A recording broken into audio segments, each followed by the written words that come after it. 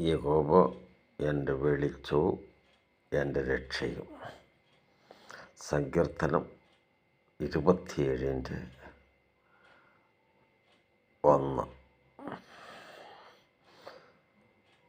കർത്താവേ, വെളിച്ചവും ജ്ഞാനവും ഇന്ന് നീ എനിക്ക് തരണമേ.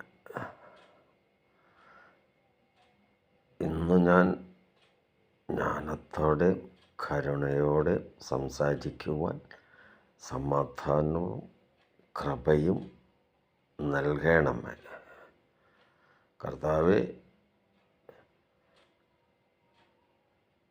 വെളിച്ചം എൻ്റെ ഉള്ളിൽ വസിച്ച് നന്മ ചെയ്യുവാനുള്ള ഒരു കൃപ തരണമേ എന്ന് ഞാൻ പ്രാർത്ഥിക്കുന്നു.